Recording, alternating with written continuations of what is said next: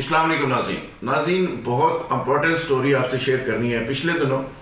ہم نے بیوروکریسی کے اندر جو گڑھے بندی تھی اور بیوروکریسی کے اندر جو نون لیگ کی باقیات ہیں اور جو ایک پورا ایک مافیا کی شکل میں آپریٹ بھی کر رہی ہیں اور جو آگے بڑھ کے گورنمنٹ کو ٹف ٹائم دے رہی ہیں اور اسٹیٹس کو برقرار رکھنا چاہتی ہیں اور پی ٹی اے کی گورنمنٹ کو کسی صورت میں بھی آگے نہیں بڑھنے دینا چاہتی، یہ وہ قوتیں، یہ وہ گروپ اور یہ وہ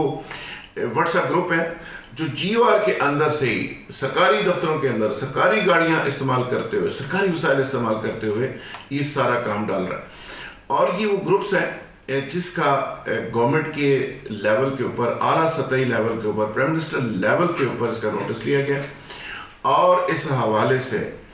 مانیٹرنگ کے لیے کچھ اداروں کو لکھ دیا گیا ہے کہ آپ چیک کریں کہ جی او آر لاہور کے اندر بیٹھ کے بنگلہ نمبر فلاں اور بنگلہ نمبر فلاں اور بنگلہ نمبر فلاں کے اندر یہ کیا ہو رہا ہے اور آخر یہ بیوروکریسی کا جو سیگمنٹ ہے یہ چاہتا کیا ہے،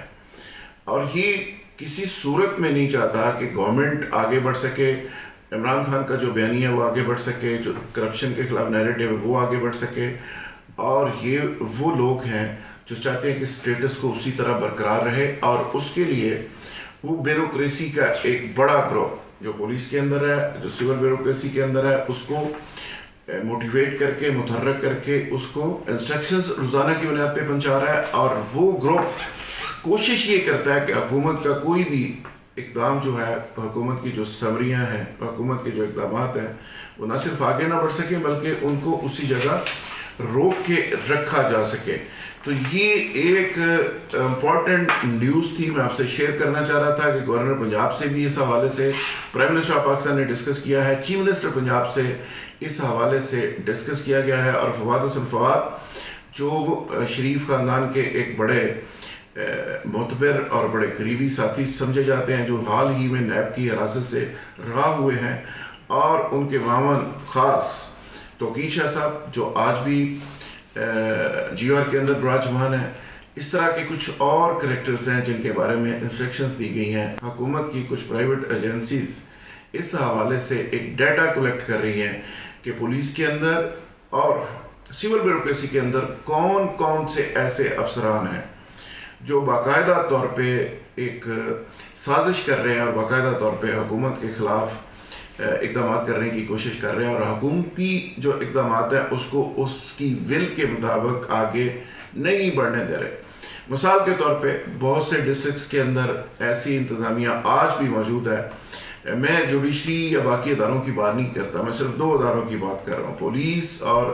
سول بیوروکریسی کے اندر ایسے لوگ موجود ہیں جو وہاں پہ فنڈز کی یوٹیلائزیشن، وہاں پہ پروجیکٹس کی ڈیلیوری اور باقی چیزوں میں روڑے اٹکا رہے ہیں، اور بڑے ٹیکنیکل طریقے سے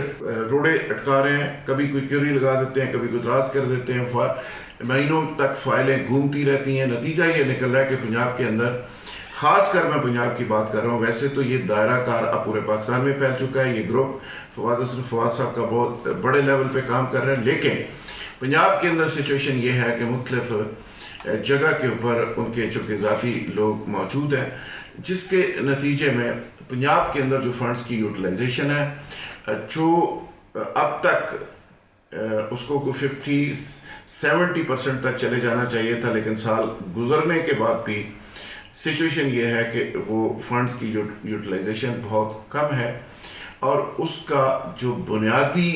وجہ بتائی جا رہی ہے، جو میں نے گورنمنٹ کے ذرائع سے بات کی تو اس میں یہ کہا جا رہا ہے کہ گورنمنٹ لیول کے اوپر بھی کچھ پرابلمس ہو سکتی ہیں، لیکن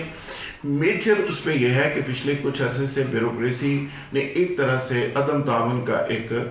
رویہ رکھا ہوا تھا، قلم چھوڑ ایک طرح سے ہڑتال کی ہوئی تھی، بہت سارے ایشوز تھے جس پہ وہ انپٹ نہیں دے رہے تھے، دستخط نہیں کر رہے تھے، حالانکہ نیب کی طرف سے مکمل یقین دہانی کروا دی گئی، گورنمنٹ کی طرف سے مکمل یقین دہانی کروا دی گئی، لیکن اس کے باوجود بلیک میلنگ کا سلسلہ جاری رہا، اور نتیجہ یہ نکلا کہ فنڈز کی جو یوٹیلائزیشن تھی وہ پہلے چیف سیکرٹری بھی نوٹس کرتے رہے، دوسرے چیف سیکرٹری بھی اس پہ اجلاس کرتے رہے کہ اس کی یوٹیلائزیشن نہ ہونے کے برابر ہے، اور اس کے نتیجے میں کوئی پروجیکٹس بہت زیادہ آگے نہیں بڑھ سکے۔ آگے سے کرونا آ گیا، اور کرونا نے ایسے لوگوں کے لیے ایک اور موقع فراہم کیا کہ وہ مزید کھل کر کھیل سکیں، اور میں نے پہلے عرض کیا تھا کہ رانا مقبول صاحب پولیس میں ایک لابنگ کا رول پلے کر رہے ہیں، اور فواد حسن فواد صاحب سول بیوروکریسی میں کام کر رہے ہیں. اب حکومتی اداروں کی رپورٹ جو 2 ہفتے کے اندر آئے گی، اس کے نتیجے میں بہت ساری چیزیں واضح ہوں گی اور بہت سارے افسران کا قبلہ درست ہوگا اور بہت سارے افسران کے لیے بڑے کڑے اور سخت فیصلے بھی ہو سکتے ہیں. Thank you very much. بہت شکریہ.